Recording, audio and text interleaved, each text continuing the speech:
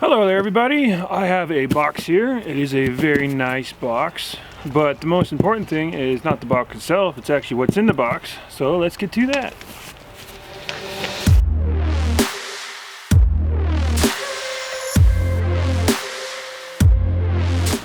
It's real nice.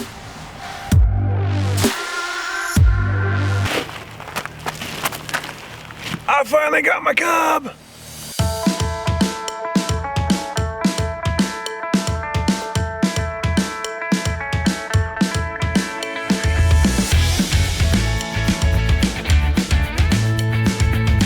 So as you can tell, the outside of the boat's been pumped up. Got to pump up the floor now and actually tie it in the boat because airs have removable floors in them. And well, I guess it's really up to either you, well, you as the buyer, I suppose, to either put the floor in yourself or pay air to do it, or pay a buddy to do it. So gotta get the floor in here. How do you think I'm gonna do this, Emily? Hello.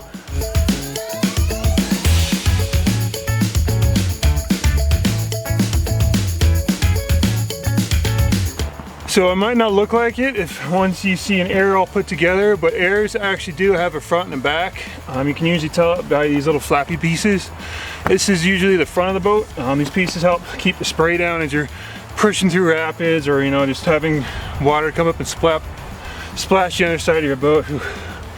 I'm a lot out of breath right now. I haven't pumped in a while. So I'm gonna use this as a guide to position the front of the floor in here. The valve, which is right there, it's in the shadow. That's gonna be up front. I'm actually using the box it came in, to keep the floor elevated and into a position where I can actually start tying it into the main tubes itself, because you actually tie the floor of airs into the boat. And that's the easy part. I gotta go get some other stuff prepped before we can actually start tying into the boat. So let's go do that. So this next bit is actually really simple. You just need a few things. First off is you're gonna need to find the med kit, or the repair kit, sorry. In this repair kit, you'll actually find a couple of things of twine, string. This is what you'll be using to tie your floor into your boat, but you can't just go straight off of this. I mean, you can do it this way, but there's a little easier way of doing it. It just takes a little bit of prep work, and we'll get it sewed right in there. So I am going to just real quickly take these apart. Once you take them apart, find the two ends here, and just pull it all the way out and find the middle of it. It'll be an easy way of keeping them together here. Just like that, easy peasy. After that, you're going to want to take a lighter. I've got a little lighter here. You could really do this with a propane torch. It'll work a lot easier, or butane torch, whatever you got. But you're gonna kind of use it to slightly scorch and thicken a few good inches of the twine, string, rope thing here.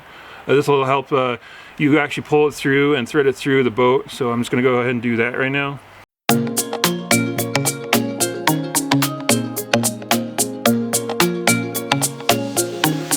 So the little lighter really wasn't working out for me. Bad choice. You could do it, it'll take some time, but you could do it. But I'm moving on to plan B, so plan B.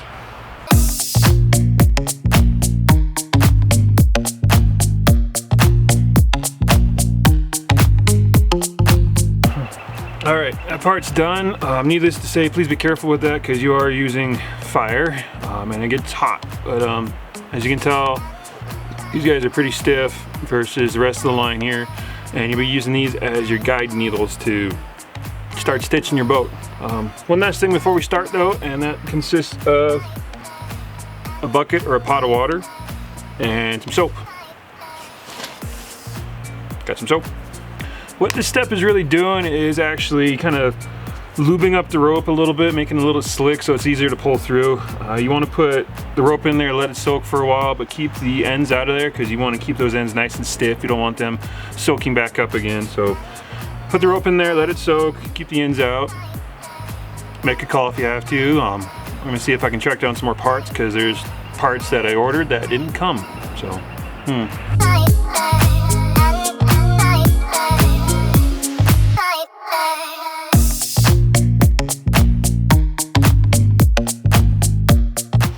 While you're waiting for your ropes to soak, this is a good opportunity to line up your floor right. There is a good notch that air presents in your floor. It's this notch here that looks a little different than the other notches. It's a little bit more extended inward there, as you can kind of tell here.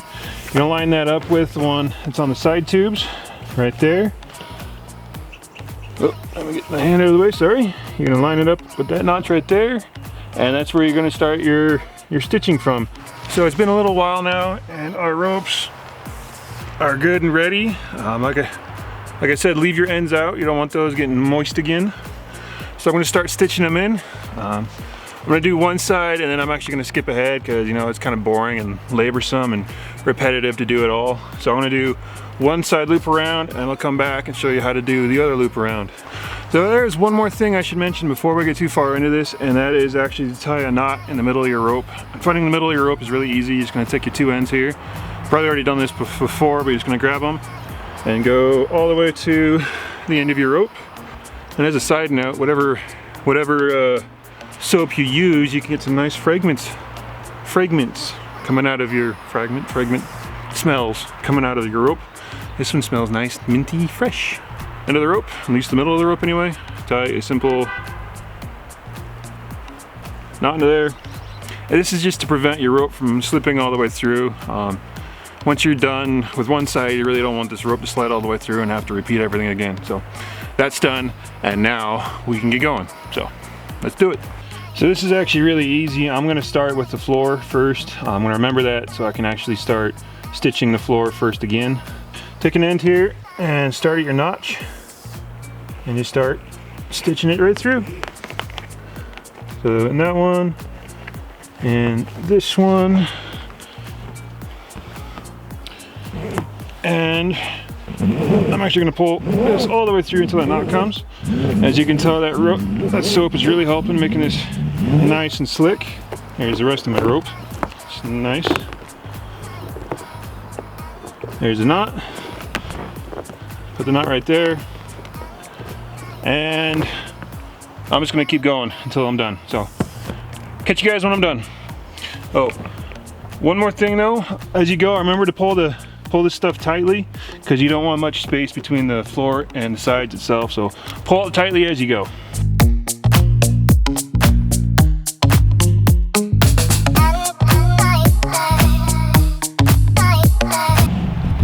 All right, as you can tell here, I've gotten one part of the boat done. This isn't even one side of it done yet. I consider this like half a side, because I still got to go, or take that end, go all the way around the other side of the boat, and then start here again, work my way back around the entire thing. So I just got to finish this up. It's more time consuming than anything, so not bad. Just remember, pull tight as you go. Put that knot in there so you're not pulling all the rope through as you go as well. And I will catch you guys when I'm done with this. So for you guys, that's a few seconds. For me, it's probably another 10 minutes. See you then.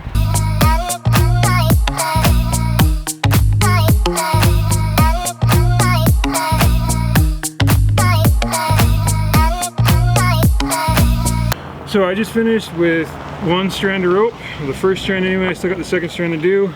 They're both right here, ready to go, ready to tie up.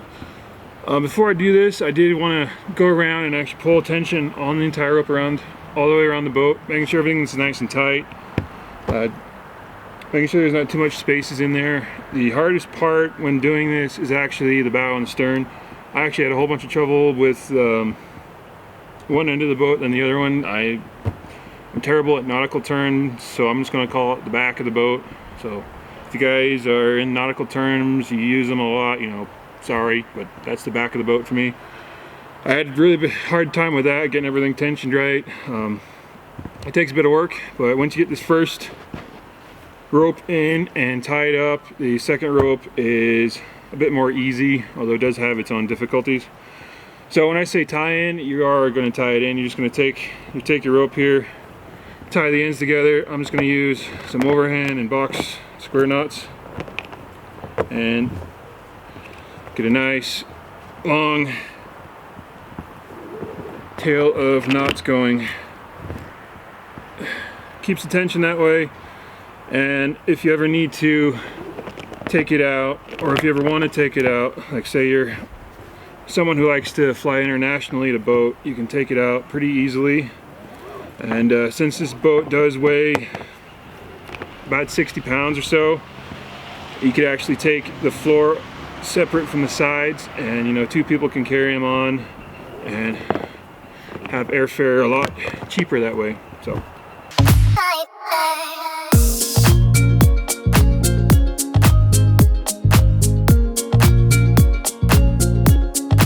So once you're done with your knots, you know, cut it, heat it up, push them together, and that'll hold pretty well.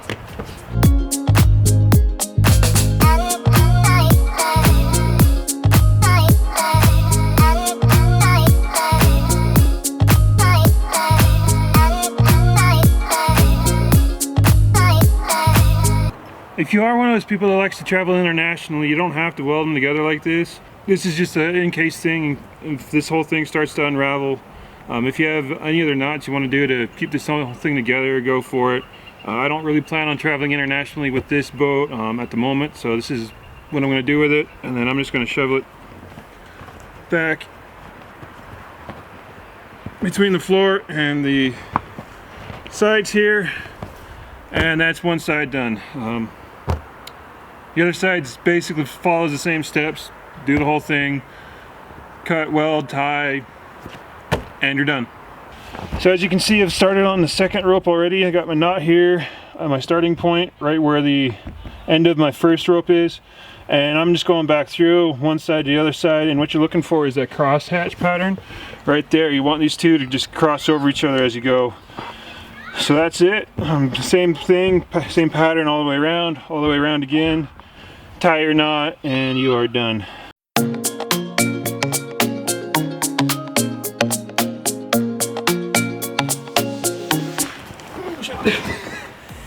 So as you can tell, I got the boat finished. Everything went smoothly. This time I actually turned the mic on so you can hear that. But everything went smoothly. Sam's happy and excited right here, as you can tell. It's also probably his dinner time. But everything went smoothly. That second piece of rope went in really nice. Kind of around the stern area. Remember, just the stern, not just the back. But that's probably the hardest spot I had, getting everything set together. There's a few kind of bigger holes back there. I'm not too worried about that since it is the stern. The bow of the boat, it's got that stuff in there, kind of protects it from splashes, or it keeps the splashes real low, so that's nice and protected. The last thing I need to add is a perimeter line. At least that's the last thing I need to add today anyway. I've got it soaking right now because if you didn't know, the tube webbing, that's the material I'm using. It's some nice bright orange webbing. Nice kind of contrast against this lime green boat here. But the material this is made out of actually stretches when it's wet. So I've got mine soaking in my pot of water here, the same pot I used for the other pieces of rope here, and give it a few more minutes, and then we're going to see if this 30-foot piece of webbing, or 30-foot piece of webbing, excuse my English, if this will actually go all the way around the boat, leaving me enough room to tie 2 knots into it. At least 2 knots anyway, so hopefully it works.